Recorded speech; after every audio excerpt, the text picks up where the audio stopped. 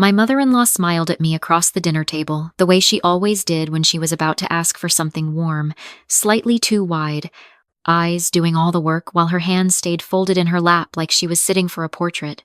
"We've been thinking," she said, "about the basement." I set down my fork.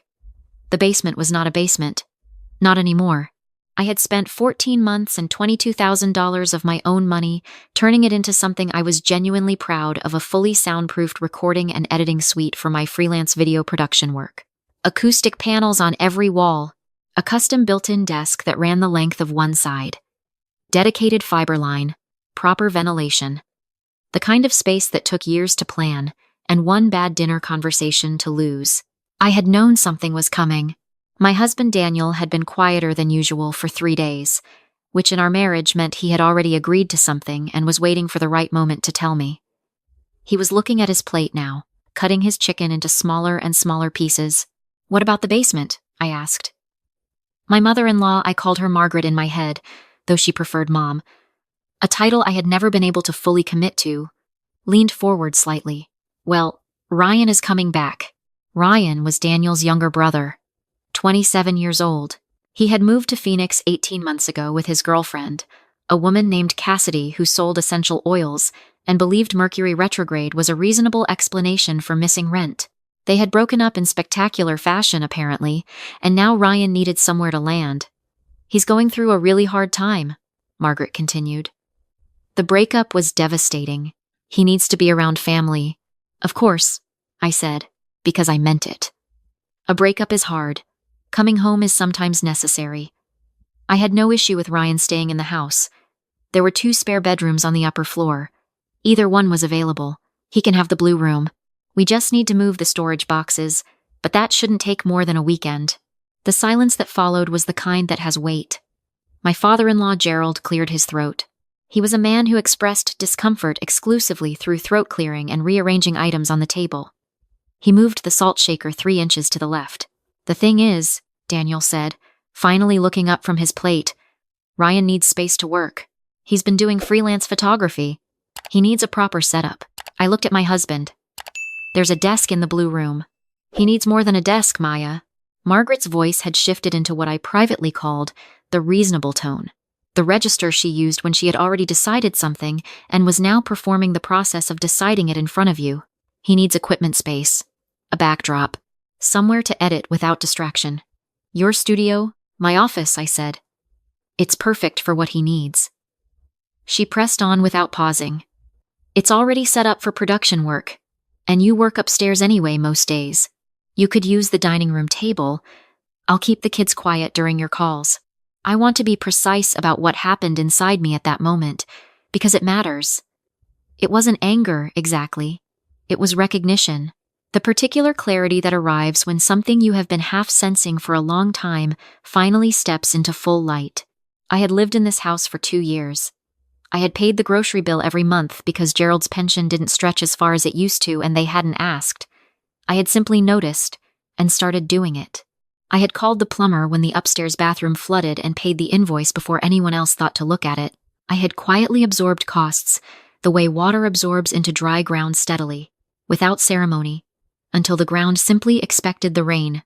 And now they were looking at my office the way people look at unclaimed land. "That's my workspace," I said. My voice was steady. I had spent years editing audio for a living. I knew exactly how I sounded. I designed it for my equipment. I paid for it. I run my business out of it. "We know that," Gerald said, as though acknowledging a minor inconvenience. "But Ryan is family, and the situation is temporary." Temporary. I had heard that word before. It was the same word they used when they asked to borrow my car for a family reunion weekend and returned it with a cracked side mirror and no explanation. It was the word they used when they asked me to cover the electric bill for 1 month, 11 months ago. Daniel reached over and put his hand on mine. "It would just be until he gets settled. Maybe 3 or 4 months. You could set up a smaller workspace upstairs. I'll help you move the equipment." I looked at my husband's hand on mine and thought about all the ways love can be weaponized by people who mean well. "Let me think about it," I said. They took that as a yes. I could tell by the way Margaret's shoulders dropped 2 inches, and she reached for her wine glass. Gerald moved the salt shaker back to the center of the table. Daniel exhaled. I finished dinner. I helped clear the plates. I kissed my husband on the cheek and told him I needed to go downstairs to finish a project deadline, which was true. I sat at my desk in the quiet, in the room I had built with my own money and my own vision, and I did not think about Ryan or the blue room or the word temporary. I opened my project files and I worked until midnight, because the work was mine and the space was mine, and for a few hours I wanted to remember what that felt like. I thought about everything clearly. I had been Maya Chen Holloway for 4 years. Married at 29, moved into Daniel's family home 18 months after the wedding, because his parents were struggling, and it made financial sense, and I was the kind of person who believed that love meant showing up, practically, with your checkbook and your skills and your willingness to be useful. I was 33 now. I ran a video production business with 4 regular corporate clients and a growing roster of independent podcasters. I was good at it. I had built the basement studio because working from the dining room table with the television on and Gerald asking me every 40 minutes whether I wanted more coffee was not compatible with professional audio editing. The studio had paid for itself twice over in 18 months. I was also, I realized that night, invisible, in the way that useful things often become invisible. The grocery bill appeared and was eaten. The plumber was called and the bathroom worked. The internet ran fast because I managed the router settings. The household functioned, and no one asked why. And now Ryan needed to photograph things. I spent 3 days thinking. Then I made a decision. Not a dramatic one. Not an angry one. The kind of decision that arrives quietly and then reorganizes everything around it. I found an apartment. It took me 4 hours of searching and 2 in-person viewings. The second one was a 12-minute drive from the house. On the 9th floor of a building with a proper freight elevator, important for moving equipment. It had a second bedroom I could convert to a studio. The natural light was good. The building had gigabit internet infrastructure. The lease was month to month for the first 90 days before converting to annual. I signed it on a Thursday afternoon. I didn't tell Daniel immediately. I want to be clear about why. Because it wasn't deception. It was sequencing. If I told him before I had the keys, it would become a conversation. The conversation would become a negotiation. The negotiation would surface all the things we had not been saying to each other for 2 years, and it would happen in a house that belonged to his parents, with his mother in the kitchen 15 feet away. I needed to move first. Then we could talk. I hired movers for the following Saturday. My in-laws had a standing lunch with Gerald's sister every Saturday that ran from noon until at least 4. Daniel had a work commitment in the morning and had mentioned meeting a colleague afterward. I confirmed both without asking anything that would register as unusual. The movers arrived at 10. 4 of them, efficient and professional. We took the acoustic panels off the walls first, then the equipment racks, then the custom desk disassembled in 20 minutes by men who had done this 100 times.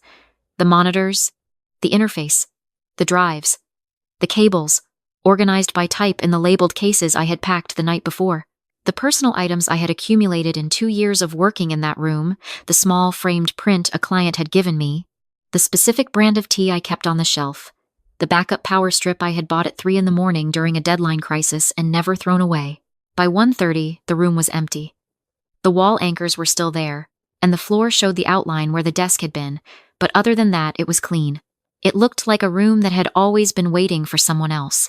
I left the keys on the kitchen counter. I left a note. It said, "Took my equipment to the new place. The basement is ready for Ryan. Hope it works out for him." Then I loaded my last bag into my car, reversed out of the driveway, and drove to the 9th floor. The first call came at 4:17. Margaret. I let it ring. The second was Gerald at 4:40. I let that one ring too. Daniel called at 5. I answered. "Where are you?" His voice had the quality of a man who had walked into a room expecting furniture and found walls. "At my apartment," I said. A pause. "What apartment?" "The one I signed a lease on Thursday." "I'm on Marfield and 9th. It's nice good light." Another pause. Longer. "Maya. What is? Why didn't you?" "I moved my office," I said. "Like you all suggested. I just moved the whole thing.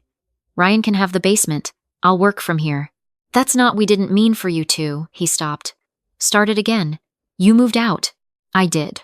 Without telling me. I'm telling you now." I heard him sit down somewhere. Mom is upset. She's saying you left without saying goodbye. Dad found the note. I left a note. That's not the same thing. I know, I said. But I didn't want a conversation in your parents' kitchen about whether I was allowed to take my own equipment from the room I paid for, so I skipped that part. The silence between us was different from the silences at dinner. This one had texture. It meant something. I need you to come back, he said finally. I'm not coming back tonight, I said. I'll call you tomorrow. I love you. I hung up.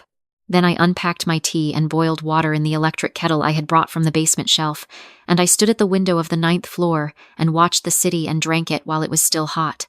The first week, they left me mostly alone. I think they expected me to come back within 48 hours, sheepish and apologetic, needing something from the house. When I didn't, the silence stretched in ways I could feel, even from 9 floors up and 12 minutes away. Daniel came to see me on the 3rd day. He sat on the couch in my new apartment and looked around at the half-assembled studio space in the 2nd bedroom and the boxes still stacked in the corner and the view from the window that was genuinely better than anything in the house. Ryan moved in, he said. Good, I said. I hope the space works for him. The basement echoes now, without all your panels. I waited. He said it doesn't work for photography, Daniel continued. The lighting is wrong. He needs north-facing windows, and the only north-facing windows in the house are in the kitchen. I nodded sympathetically. That's tough. Maya. Daniel. He rubbed his face. He was a good man. That was the thing I kept coming back to. He was a genuinely good person who had been raised by people who loved him and had never noticed what that love cost the people around them. I don't understand why you didn't just talk to me. I did talk to you, I said. At dinner? I said it was my workspace and I paid for it. You said you'd help me move the equipment upstairs. That's not. I was trying to find a compromise. The compromise was that I give up the thing I built and work from the dining room table. He opened his mouth, closed it. The honesty of that landing somewhere it hadn't before. I moved, I said. I didn't leave you. I moved my office. You're welcome to be here every night. You're welcome to keep a drawer. I would love that. But I needed a space that was mine, that didn't get reassigned when someone else needed it. He stayed for dinner. He left at 11. He came back the next evening, and the one after that. Margaret called on day 9. I answered on the 3rd ring. Because I was not avoiding her, I had simply been in the middle of an edit. You really frightened us, she said, which I noticed was about her feelings rather than mine. I'm fine, I said. I'm sorry if the timing was abrupt. You just disappeared. Without a word, I left a note. A note. Her voice compressed in the way voices do when someone is trying to decide between two emotions. Ryan is very uncomfortable. The basement doesn't work for his photography. He's been sleeping until noon and I don't think he's been eating properly. That sounds hard, I said. We were wondering, and I know this might be a lot to ask, but if you could come back, even just during the day, to help him understand the equipment. I took the equipment with me, I said. The room is empty. A pause. The room is but the desk. I took the desk too. It was custom built. It was mine. The pause that followed was geological. I see, she said finally. Her reasonable tone had gone somewhere. Something smaller and less practiced had taken its place. So you're just gone. I live 12 minutes away, I said. I'm not gone. But I don't live there anymore. And the groceries? I had wondered how long it would take to get here. 4 months of grocery bills, $40 here, $60 there, $120 the week before Thanksgiving because I had cooked the entire meal and bought every ingredient without being asked. I don't buy groceries for a house I don't live in, I said. That seems reasonable. She didn't respond to that. The internet has been slow, she said instead. Since you left. I called the provider and had my business account transferred to my new address, I said. You're on the residential plan. If you want faster speeds, there's an upgrade option. I can text you the number. Another long pause. We didn't realize how much you were, she stopped. I know, I said. And I meant it. That was the part that was hard to be angry about for very long. They hadn't seen it because I had never made it visible. I had been the infrastructure, the pipes, and the wiring, and infrastructure doesn't announce itself until it stops working. I have a deadline this afternoon, I said. I'll tell Daniel to stop by this weekend. Take care, Margaret. I ended the call and went back to my edit. The month that followed had a kind of narrative logic I could appreciate even from inside it. Ryan, it turned out, had not actually been doing freelance photography professionally. He had taken a few photos at a friend's engagement party and received enthusiastic feedback, which had crystallized in his mind into a career plan. Without the studio space as a destination, the plan lost its geography. He started spending most of his time in the living room. Gerald began working on the yard, which had been neglected since I had quietly canceled the landscaping service, and discovered that physical work in the late afternoon suited his retirement in ways he hadn't expected. This was something I had not anticipated, and I was genuinely glad for it. The grocery situation resolved itself with moderate chaos before settling. The first week, Margaret bought 3 times more than was needed because she had never actually tracked what I was spending and assumed more was more. The second week, she bought less than was necessary and Gerald had to make 3 separate trips to the store in one day. By the third week, they had established a system. It worked. It was theirs. The roof, which had been developing a soft spot above the kitchen for 6 months, while I debated the right contractor, was now entirely their problem to debate, and they hired someone in a reasonable time frame because the alternative was a leak. Daniel and I were doing better than we had in a year. This was the part I had not fully anticipated. Removing the daily friction of the household, the small, accumulated resentments, the invisible labor, the specific exhaustion of being useful inside someone else's space, meant that when we were together, we were actually together. He cooked dinner at my apartment twice a week. We watched things we wanted to watch. We talked about things that had nothing to do with his parents, or Ryan, or the internet speed. "You were unhappy," he said one night. It wasn't a question.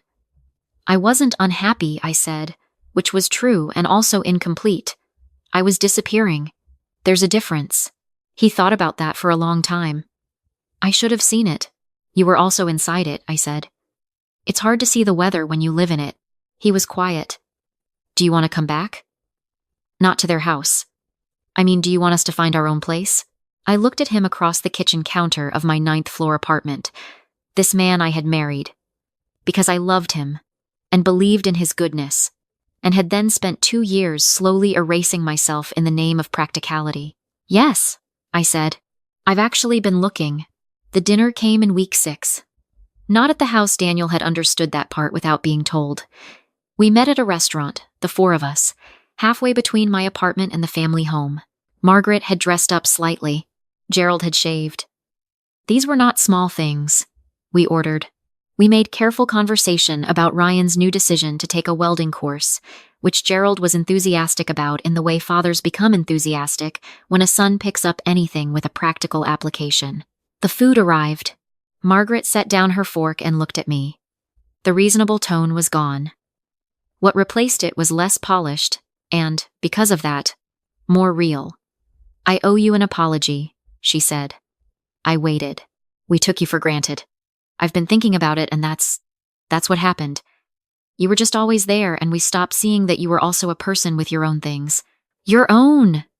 She paused, looking for the word. "Needs," Gerald offered quietly. "Needs," she repeated. "Your own needs. And when Ryan came up, we did the thing we always do, which is assume the person who's capable will absorb the cost." She looked at me directly. "I'm sorry, Maya. I had not expected this. I want to be honest about that. I had expected negotiation or guilt, or the kind of apology that is actually an argument wearing different clothes.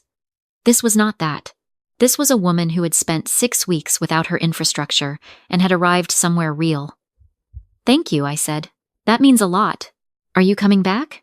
Gerald asked. "No," I said. "But Daniel and I are looking for a place together. Our own place. I think that's the right move." I looked at Daniel. He nodded. Something settled in his face. "We'll be close. We'll come for dinner. Ryan's welcome to visit whenever he wants. He and I are fine. I want to be clear about that." "The studio," Margaret said. "The room. I want you to know we didn't understand what it cost you. What you put into it." $22,000, I said. "And 14 months of planning." The number sat on the table. Gerald looked like he had been handed something very heavy. "We'd like to contribute to your new setup," Margaret said. "Whatever that looks like, if you'd allow it." I looked at her. I looked at Gerald. I thought about the plumber's invoice I had paid without mentioning it, the grocery receipts in a folder on my laptop that I had never shown anyone, the 14 months I had spent in a basement room, making something good out of a space that was never fully mine. Let's talk about it, I said. I'll send you the specs for what I need. Outside, the evening was clear and cold, the kind of air that has no patience for anything that isn't true. Daniel took my hand as we walked to our separate cars for now. Still separate, but for the first time in a long time facing the same direction. I drove back to the 9th floor, took the elevator up, unlocked my door. The apartment smelled like the specific clean of a space that belongs entirely to you. No borrowed air, no inherited furniture, no quiet arrangement of compromise built into the walls. I made tea. I stood at the window. The city was lit up and indifferent and beautiful. I had not set out to teach anyone a lesson. I want to be clear about that too. I had simply run the numbers, not the financial ones, though those mattered, but the deeper accounting of what I was giving and what I was getting, and whether the math was going to hold for another 10 years. It wasn't. And the moment I saw that clearly, the only honest thing to do was stop pretending otherwise. You can love people without funding the version of themselves that takes you for granted. You can be generous without being infinite. You can be a good daughter-in-law, a good wife, a good partner in the practical work of keeping people's lives running, and you can also decide, at 33, on a Thursday afternoon, with a lease in one hand and a set of moving boxes in the other, that you would like a room that is yours. Not borrowed, not temporary, not reassigned when someone else decides they need it more, just yours, all the way down to the floor.